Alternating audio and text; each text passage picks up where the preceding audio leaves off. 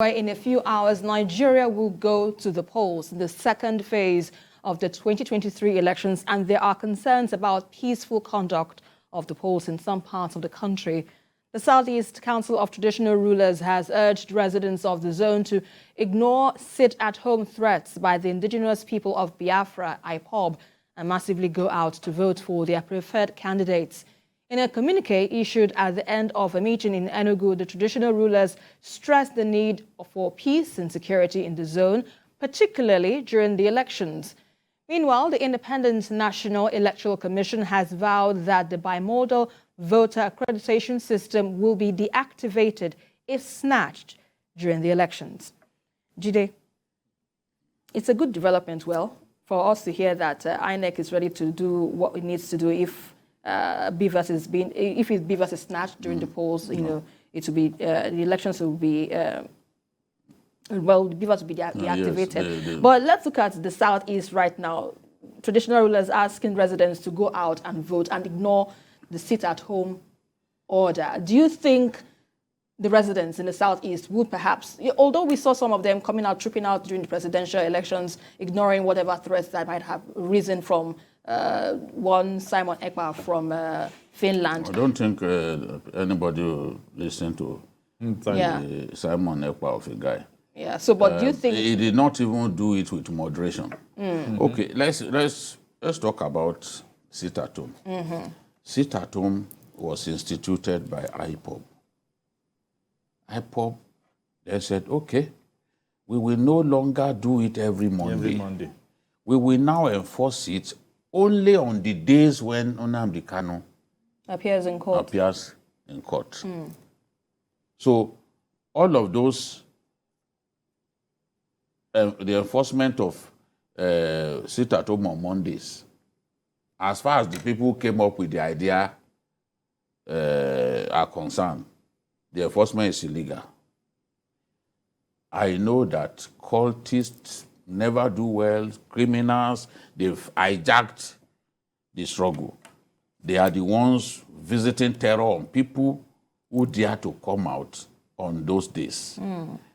That is not. IPOB has said and made it clear, no, sit-at-home would only be on the days when they are bringing Kanu to court. Yes, they could bring Kanu to court like 2 times in 3 days. We've seen it happen. That's also bad enough, because on those days, this is a standstill. But IPOB has said sit-at-home every Monday is no longer going to happen. But those guys are not listening to them. Now, Simon Ekpa has even done it without any sense of moderation. He listed the whole week. The 1 week. You are saying, in some cases, they did not even talk of sit-at-home. He said curfew. That is 6 to 6. How can an individual be imposing curfew? Oh my God. In a region? Yeah. Yeah, so that, That is okay. 6 to 6. You have no moving now. No movement. No this. What sort of rubbish is that? So IPOB then came out to say, no, we do not want anything to interfere with these elections. Yeah. We have no plan to disrupt elections. Go and vote. And I'm happy, at least everyone knows him more powerful as the spokesperson of IPOB. He's been their spokesperson for some time. So he came out and said, we are not interfering with the election.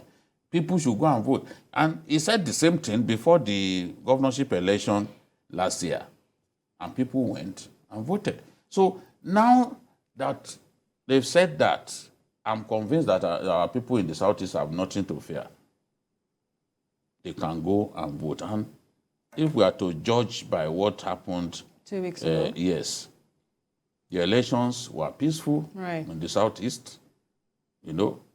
People went, exercised their franchise. Well, except in some areas, though. That is in Imo, I think. There was a little bit of light voting area participation, even in Ihiala.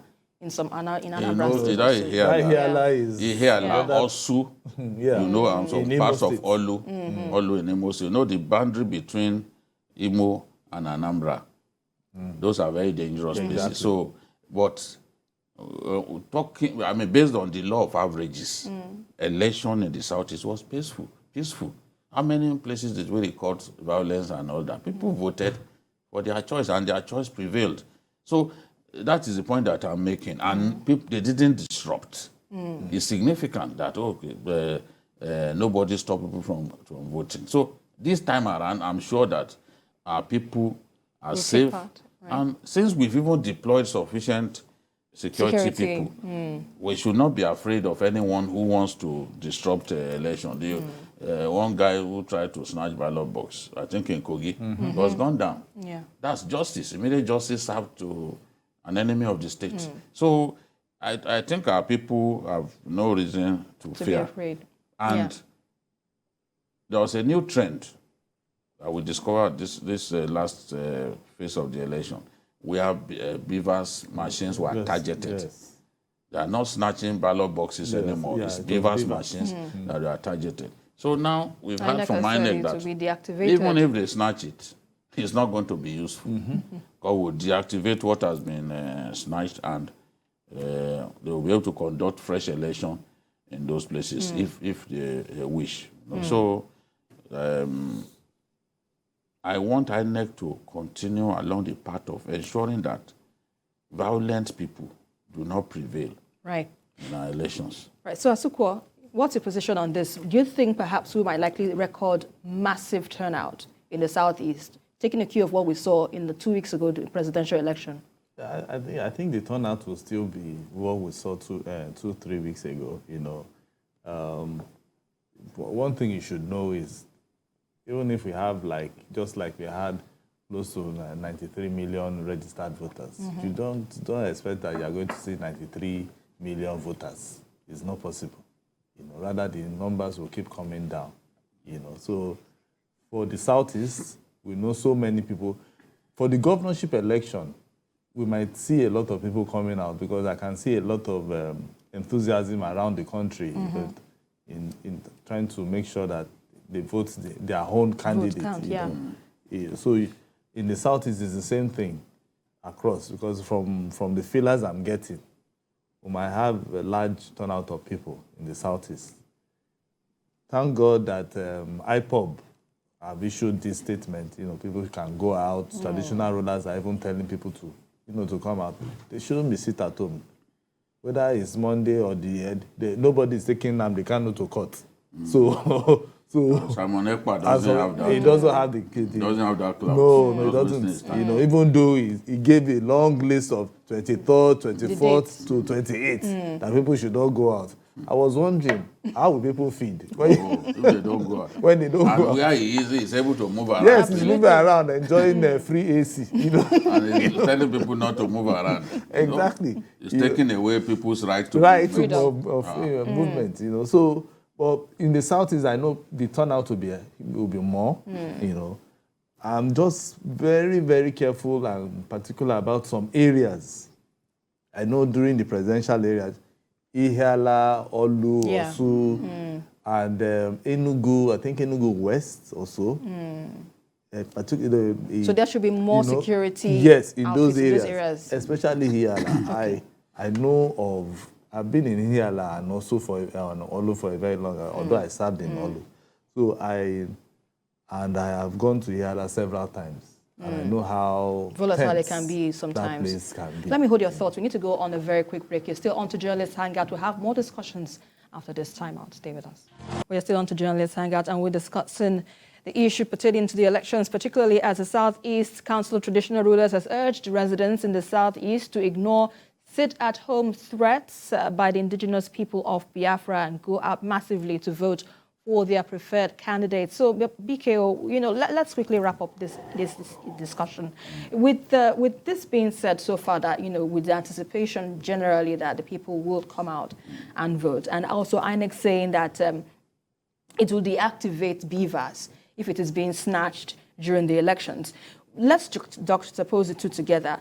If anything were to happen, well, people come out and vote, and then the BVAS is being snatched. Yes, we have a good one there, but how do you think security can be guaranteed now for residents in the Southeast who actually want to exercise their franchise and not be deterred by whatsoever news or ill comings that they may find in their way? There are a number of factors that guarantee good turnout at elections.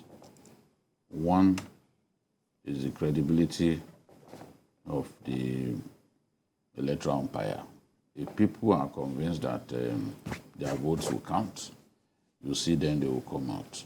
If they are not convinced, they will stay away because they would rather do something more productive with their time. I think that given the way the elections went in the Southeast, for example, the people who won were the people that the Southeast people wanted to see win. Without mentioning names and parties, we all know as current people how the elections went in the Southeast. The elections reflected the wish, the overall wish of the people of the Southeast. I think that in itself can even encourage the people to come out more to vote this time, knowing that the balloting went just the way they wanted it in the last election. There's nothing more reassuring than that. But if you turned out, you lined up, and people stayed in the sun and the rain, they voted, and the results were changed. And from polling unit to polling unit, you know the way they used to rig election in those days? They go and change it at the local government collation center, you know? People will not want to come out because they don't want to be involved in a fruitless exercise. Secondly, mobilization. That is the job of party leaders. Party leaders must ensure that they have volunteers from within their party who will go out and get people to come out on election day. Right. When you are able to mobilize people in large numbers to come out, you are guaranteed of Safety. not just victory, but an impressive turnout. When the people are not mobilized in any way, when the foot soldiers are not mobilized, and it happened, I learned that it happened even here in Lagos. Many people just stayed away because party leaders refused to mobilize people. Even in some places, party agents party agents were not paid. Cash crunch. So they were naturally dispirited. A good number of them didn't come out. So if party leaders and the foot soldiers who work for the party, all those top parties, the big parties, if they mobilize very well on election day, you see the result. The outcome will be impressive. I know that in most cases, the presidential election usually draws the greater crowd. Yeah. You know, but politics is local, where the stakes are very high. Don't tell me, for example, that in Kano, that there won't be high turnout for the government. The stakes are high. Yes. The two top parties are desperate to win. They know what is in it for them. So they would mobilize people. And I'm sure that the turnout will be impressive. I'm expecting, for example, that in Lagos, the turnout will be impressive this time. I'll be shocked if the turnout is not impressive this time, because I know those who stayed away, who didn't try to help their party, who are now singing a different tune. Yes. You know, they've reached out to them. The mistakes that were made are being corrected, and we could see a higher turnout in the governorship election than the presidential. That is, if other parties Do their homework. yes, do their job of mobilizing, whether in the US or anywhere, you need that effort. Get to knock on people's doors. To get people to Tell come them out to come and take out part in the because elections. on election day, you just find that people will be lazy. They will just be lounging in their houses. They don't want to come out. I watch it on TV. TVC is showing it like Exactly. You know, they are analyzing the The elections as usual. But Asuka, what's your final take on this matter? How do you think we can ensure full participation of voters, particularly in the Southeast? I think political parties will just have to do their work, you know, because I noticed that some political parties were just sitting down thinking that the social media will do the work for them, right? You know, and then there were so many people who were just very angry with their parties, and they decided to sit at home.